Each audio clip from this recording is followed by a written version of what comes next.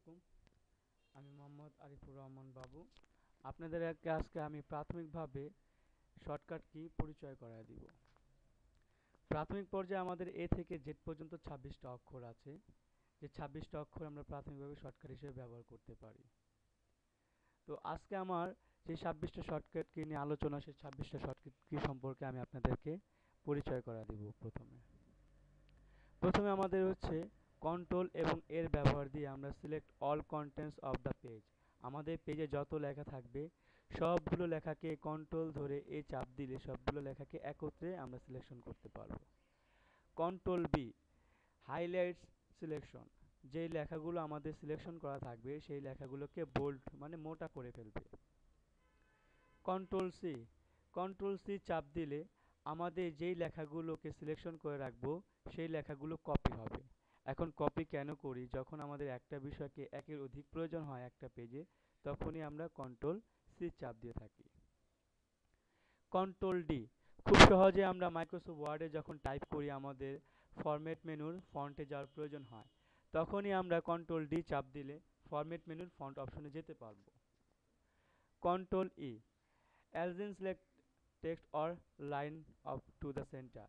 যখন আমরা কোনো লেখাকে কোনো বিষয়কে মাঝখানে আনতে যাব পেজের, যেমন আমরা একটা প্রতিষ্ঠানের নাম বা একটা কোম্পানির নাম পেজে লিখলাম, তখন সেই লেখাটাকে যদি মাঝখানে আনতে চাই তখন কন্ট্রোল ধরে ই চাপ দিলে আমাদের লেখাটা মাঝখানে চলে আসবে। কন্ট্রোল এফ, কন্ট্রোল এফ দিয়ে হচ্ছে আমাদের ফাইন্ড বক্স খোলা যায়। যেমন আমরা এখানে লিখছি অনেকগুলো লেখা, সেখান থেকে সাপোজ আমি সেন্টার লেখাটা খুঁজে পাচ্ছি না, অনেকগুলো লেখার ফলে আমার এই সেন্টার লেখাটা চোখে আসতেছে না বা ধরা পড়তেছে না, তখনই আমরা কন্ট্রোল এফ চাপ দিলে ফাইন্ড অপশন চলে আসবে। ফাইন্ড অপশন থেকে আমি যেই অপশনটাকে খুঁজতে চাই লিখে ফাইন্ড নেক্সটে ক্লিক করলে আমি সেই অপশনটাকে খুঁজে বের করতে পারবো খুব দ্রুত। তারপর হচ্ছে কন্ট্রোল জি, আমরা ধরেন অনেকগুলো পাতায় কাজ করতেছি, যেমন আমরা 100টা পাতা হইতে পারে, 20টা পাতা হইতে পারে, 40টা পাতা হইতে পারে। যখন আমরা 40টা পাতায় কাজ করতেছি তখন কন্ট্রোল জি চাপ দিলে কি হবে, তখন আমাদের গো টু একটা অপশন আসবে, যাতে করে আমি এক পেজ থেকে আরেক পেজে আমার এন্টার পেজ নাম্বারটা দিলেই চলে যেতে পারবো। কন্ট্রোল এইচ, কন্ট্রোল এইচ দিয়ে হচ্ছে আমরা কোনো শব্দকে রিপ্লেস যদি করতে চাই, তাহলে সেই ক্ষেত্রে কন্ট্রোল এইচ চাপ দিলে আমাদের শব্দগুলো রিপ্লেস করার একটা অপশন আসবে। সেক্ষেত্রে আমি ফাইন্ড ওয়ার্ড এবং রিপ্লেস উইথ নামে দুটো অপশন দেখতে পাবো, সেখান থেকে আমি ফাইন্ড এবং রিপ্লেস করে নিতে পারবো। তখন আমরা কন্ট্রোল এইচ চাপ দিলে সেই অপশনটা চলে আসবে। কন্ট্রোল আই, কন্ট্রোল আই চাপ দিলে আমাদের লেখাগুলো কি যখন সিলেকশন করা থাকবে তখন লেখাগুলো আমাদের বাঁকা বাঁকা হয়ে যাবে। অনেক সময় দেখা যায় আমরা একটা অ্যাপ্লিকেশন লিখলাম, সেই অ্যাপ্লিকেশনের লেখাগুলো একটু স্টাইল হিসেবে বাঁকা বাঁকা দেওয়া দরকার, তখন আমরা সিলেকশন করে কন্টেন্টসটাকে আমরা কন্ট্রোল আই চাপ দিলে লেখাটা আমাদের বাঁকা বাঁকা হয়ে যাবে।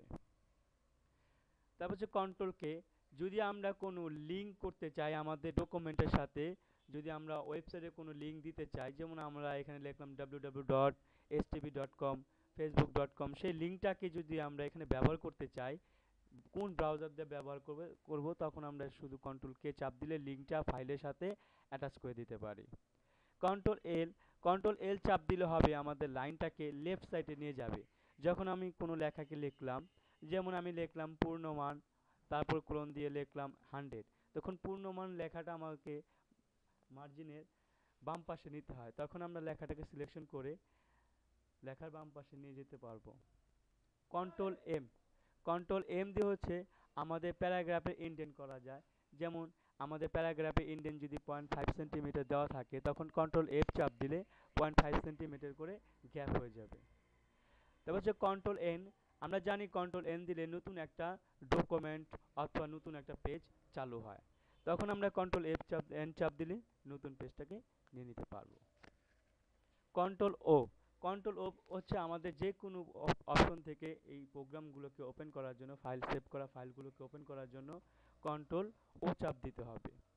কন্ট্রোল পি, আমরা যেখানে থাকি না কেন আমাদের যদি একটা ডকুমেন্টকে প্রিন্ট করা প্রয়োজন হয় তখন আমাদের কন্ট্রোল পি চাপ দিতে হবে। দেখা যাচ্ছে যে অনেক ব্রাউজারে ফাইল মেনু খুঁজতে পাওয়া যায় না, বা অনেক সময় দেখা যাচ্ছে আমি প্রিন্ট খুঁজে পাচ্ছি না, বা প্রিন্ট মেনুটা কোন কমান্ডে আছে আমি খুঁজে পাচ্ছি না, তখনই আমাদের কন্ট্রোল পি শর্টকাট হিসেবে কন্ট্রোল পি চাপ দিলে আমাদের প্রিন্ট ডায়লগ বক্সটা চলে আসবে, তখন আমরা প্রিন্ট করতে পারবো কমান্ড দিয়ে। তারপর হচ্ছে কন্ট্রোল কিউ, কন্ট্রোল কিউ চাপ দিলে আমাদের এই প্রোগ্রাম থেকে কুইট হয়ে যেতে পারবো। যদি আমরা এখানে না থাকতে চাই, বের হয়ে যেতে চাই, তাহলে কন্ট্রোল কিউ দিলে আমাদের এই প্যারাগ্রাফ এই থেকে আমরা কুইট হয়ে যেতে পারবো।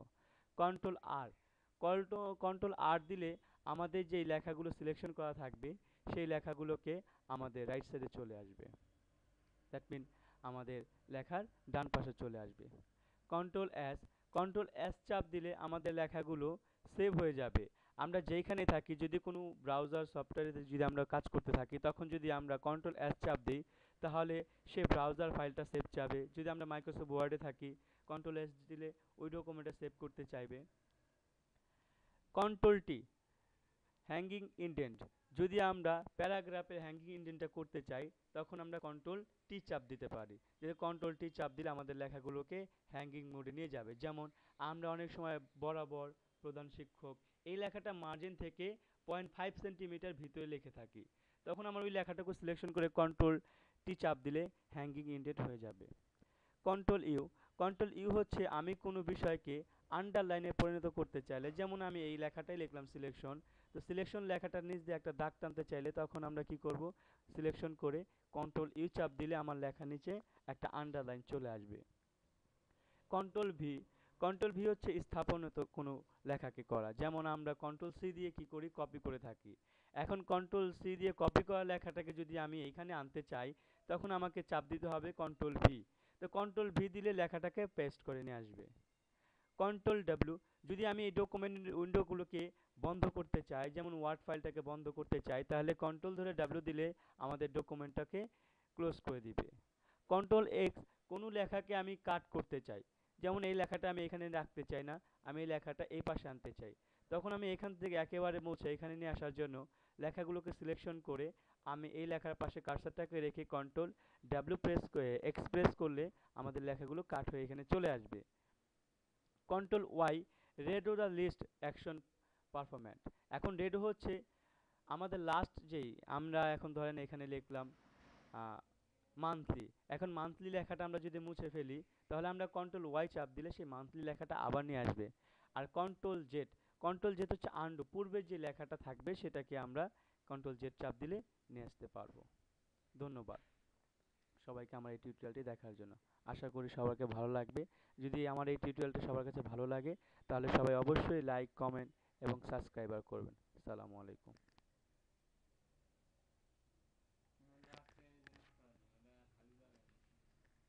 ওটা এডিট করে দেবো।